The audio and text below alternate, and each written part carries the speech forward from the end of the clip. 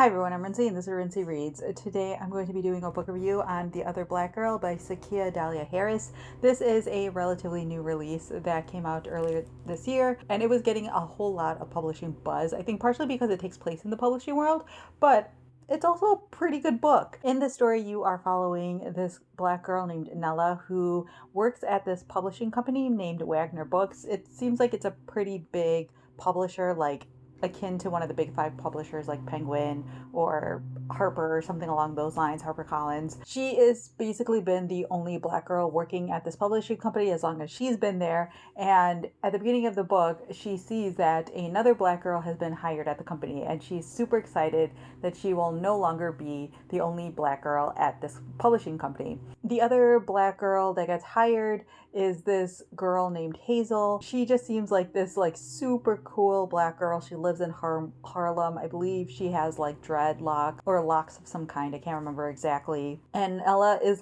simultaneously really excited and also a little bit intimidated by her. And so the two of them naturally start to talk. Hazel's desk is right next to Nella's, and so Nella starts to give her a little bit tips and to get acclimated to working at the publishing house.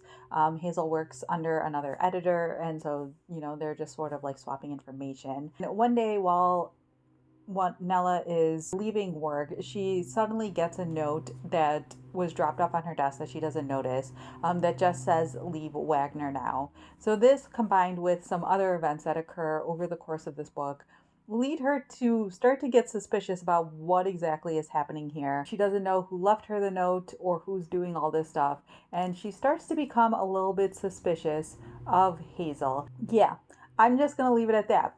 This is what I would categorize as a literary suspense sort of book. Some people have been calling it a thriller. I wouldn't necessarily say it's a thriller because it's not really plot based. This is a pretty slow moving book, but it is a book that does a good job of building suspense over the course of the story, in my opinion. There are comps to this book that say it's like Get Out meets Devil Wears Prada, and I can definitely see both of those being influences on this book itself. There is something sort of nefarious and dark and sinister happening here to Nella, and she can't quite put her finger on what exactly is wrong. And then the Devil Wear Prada aspect of it definitely comes into play with how Nella is treated at work, what her boss is like, her feelings being there.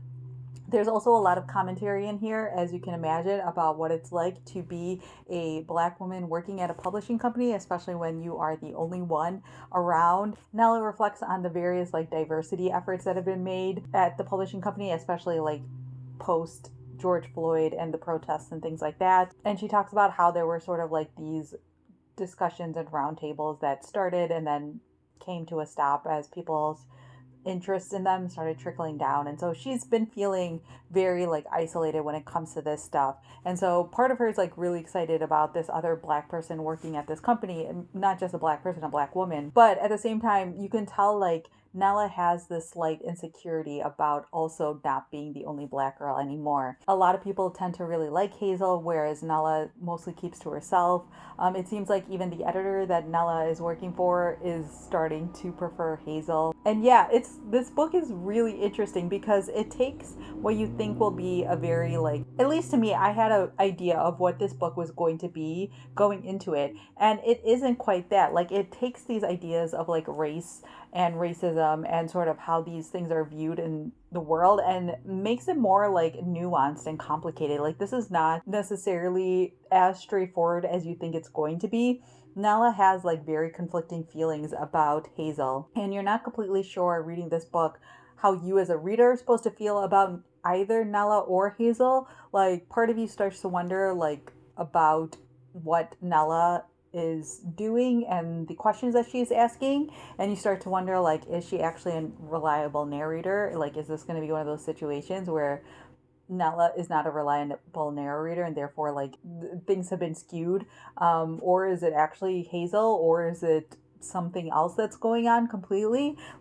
There are a lot of layers to this book and that is one of the reasons why I really enjoyed it a lot. I found this to be a really fun slow simmer of a book. So if you're in the mood for something like that, I think this would be really good to pick up. But if you are in the mood for something really plot driven, this is not going to scratch that itch. But I do think that if you're someone who has been reading a decent amount of books, like especially fiction books around like race and racism, and you're looking for something a little bit different, I honestly think that this might be up your alley, especially if you are someone who likes sort of like literary suspense books. If you like books that kind of get inside baseballery a little bit about publishing and how all of that works, I think you would like this book. I think if you like the comps of like Get Out and The Devil Wears Prada, like if that sounds appealing to you, I honestly think that this kind of like lives up to that hype. This book also reminded me a little bit of Alyssa Cole's When No One Is Watching. I think like if you liked that one, you will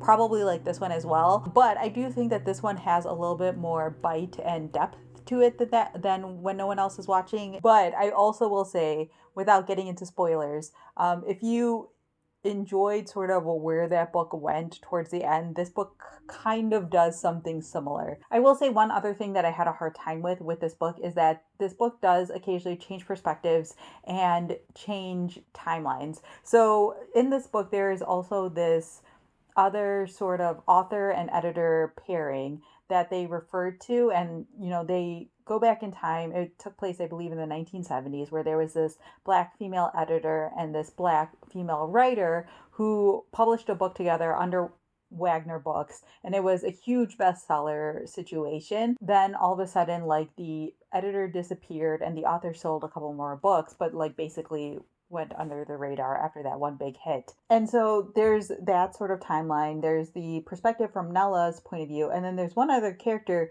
who you see things from their point of view, but it isn't clear from the beginning who this character is. And so I was having a hard time sort of keeping it all straight and keeping all of the characters straight and sort of keeping all of the different stories straight, because it's a suspense book, and so some of it is supposed to be kind of mysterious. But for me personally, as someone who doesn't love jumping POVs and jumping timelines and things like that, I had a harder time with those aspects of it. So I did want to say, like, if you are someone who's like me with that stuff, just know that going into it. They do eventually explain everything, and I do feel like by the end it all kind of like ties together. But there are some aspects with like some of the other POVs that also feel like very unresolved, because they start to focus on Nella's storyline a lot more, which makes sense. Now I will say right now that I'm going to get into spoilery stuff, because this book is really interesting and I desperately need to talk about the ending with people, and that's part of the reason why I made this an individual book review. So if you have not read this book yet and you don't want to be spoiled, and I definitely think that if you haven't read it yet and you don't want to read it, and you do want to read it, definitely like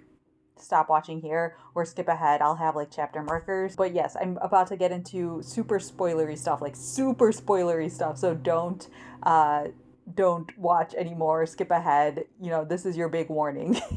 So while I was reading this book, I was having like a 3.5-ish star experience for me. And one of the things that really actually put me over the edge is the way that everything sort of goes with the sort of quote unquote twist to the story. Like, basically, like, the idea of using natural hair products as a way to control Black women's thinking and control the choices that they make is actually really brilliant, in my opinion. And I also think it's really interesting sort of how they introduce these characters, how they explain the choices that the quote unquote bad characters are making, and also seeing sort of how everything resolves. This is a book that doesn't give you a happy ending, which I found to be a really interesting choice, because I feel like a lot of these stories, when I think of things like Get Out, or I think of When No One Else Is Watching, all of those resolve in a relatively happy way, so to speak. But this one doesn't. This one shows that like these things are going to continue happening. It's just that Nella got out of the situation and Nella is leaving the company. It's not necessarily that she's getting a good ending either. She's going to leave Wagner Books, and that's kind of it. And so I like the sort of like ambiguous slash not happy ending that this book took. And I honestly found that to be really satisfying and a nice change of pace from just sort of what usually happens in thriller books and suspense books too. I think the way they talk about Hazel in general, and the way that they talk about the implementation of these products, combined with how they use that to explain some stuff that happened in the past, to be just a really, really interesting choice, and honestly what like put me over the edge. But yeah, overall I gave this book a 4 out of 5 stars. I honestly really, really enjoyed it. I thought it was a really fun like summer read, but it's a summer read that has some more like depth and bite to it than just like a typical quote unquote beach read. It's fun and engaging and makes you think a little bit. And honestly, there was like so much stuff in here that I wanted to talk about that I also think it would be a really fun book to read with a book club. So yeah, those are my quick thoughts on The Other Black Girl. Let me know down in the comments below if you've read this book what your thoughts were. If you are going to talk about spoilery things, please like put a warning in your comment so that way other people know and they can like skip it and potentially like, you know, put spoiler and then enter down a little bit so that way the read more tag comes up. But yeah, I would love to talk to other people about this book because I found it to be so engaging and so much fun, and there's lots of stuff to talk about in here with other people. Or if you have any questions about the book, feel free to leave that down in the comment section as well. So yeah, that's all I have for now, and thanks for watching.